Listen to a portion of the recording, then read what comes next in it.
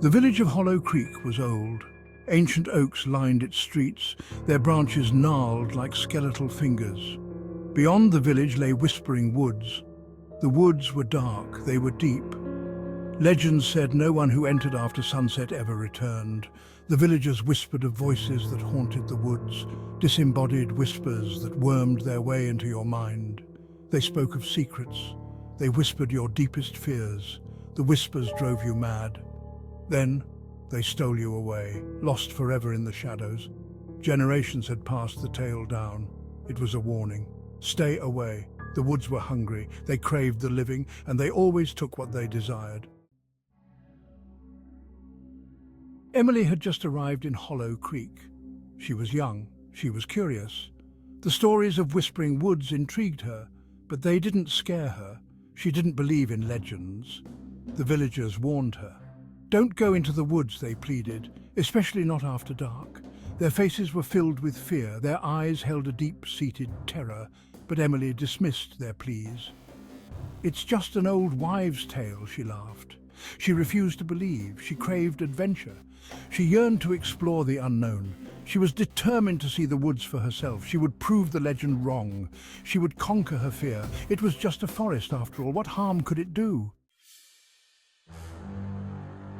The sun dipped below the horizon. Shadows stretched long and dark. Emily ignored the chill in the air. She ignored the growing unease in her stomach. She was determined. She stepped into the woods. The air instantly felt heavy, oppressive. The trees, tall and imposing, seemed to close in around her. The last rays of sunlight were swallowed by the dense canopy. Darkness fell quickly. Emily pushed deeper into the woods. She told herself it was just trees, just shadows. But the silence was unnerving. The air felt thick with unseen eyes. With every step, the feeling of dread intensified. She was being watched, hunted. Then she heard it. A faint whisper, barely audible. It seemed to come from the trees themselves, from the rustling leaves, from the shadows beneath the undergrowth. Emily, the voice whispered. Her name. How did it know her name? The whisper was closer now, clearer, but it wasn't just one voice. It was a chorus, a multitude of whispers all around her, surrounding her, closing in. Turn back, they hissed. You don't belong here.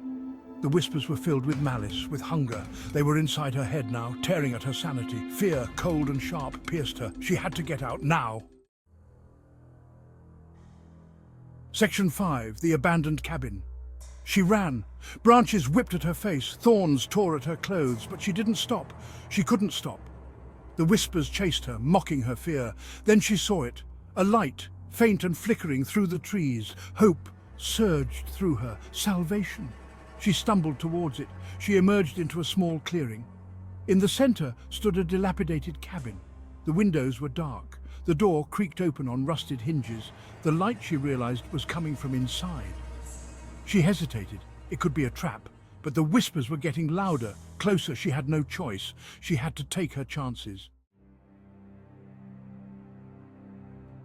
Section 6. A harrowing escape. Emily crept inside. The air was stale and cold.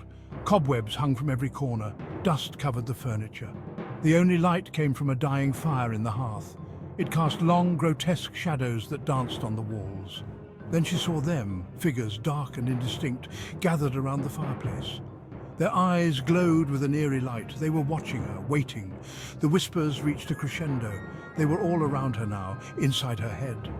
They were driving her mad. She screamed, turned, and ran. Back into the darkness, back into the woods. The whispers followed, relentless, merciless. Section 7. Found on the edge of madness. She ran until she could run no more. Her lungs burned, her legs screamed for respite. She collapsed at the base of a tree, sobbing, trembling. The whispers were fading now, distant but still there, lurking at the edge of her sanity. She knew they would never truly leave her. She didn't know how long she lay there. Hours, days, time had lost all meaning. She was lost in the darkness, both literally and figuratively.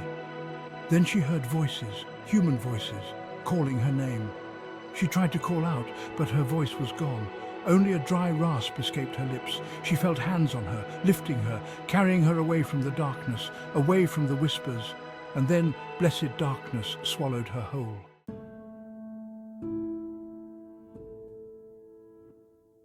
Section 8. The village in shock. They found her at the edge of the woods, just before dawn. She was barely clinging to life, delirious, mumbling incoherently about whispers and shadows. The villagers carried her back to the village. They were shocked by her appearance. Her clothes were torn, her face was scratched and bruised. Her eyes, wide and unseeing, stared into nothingness. They had seen this before, in the few unfortunate souls who had ventured into Whispering Woods and returned. They knew the look of madness, the mark the woods left behind. They called for the village doctor. He tended to her wounds. He gave her something to help her sleep, but he knew there was nothing he could do to heal her mind. The woods had taken a part of her, a part they would never relinquish. Section 9. The Whispering Woods Untamed. Emily eventually recovered, physically at least, but she was never the same. She was withdrawn, silent, haunted by the memory of that night. She never spoke of what she had seen in the woods, but the villagers knew. They could see it in her eyes, the lingering fear, the knowledge that some things are best left undisturbed. The legend of Whispering Woods took on a renewed significance. The villagers whispered of Emily's encounter, a cautionary tale, a reminder of the darkness that lurked just beyond their doorsteps. Life in the village went on, but the woods remained, a silent, menacing presence, a constant reminder of the unknown, of the things that whispered in the dark. Section 10. A lasting terror. The woods were a part of Hollow Creek. They always had been, and they always would be. They were a force of nature, unyielding, unforgiving. And within their depths, the whispers remained, waiting, watching, whispering secrets to the trees, whispering tales of madness, whispering of the souls they had claimed. Emily never forgot her encounter with Whispering Woods, and neither did the village of Hollow Creek. The legend lived on. A chilling reminder that some places hold a darkness that can never be extinguished, a darkness that whispers your name,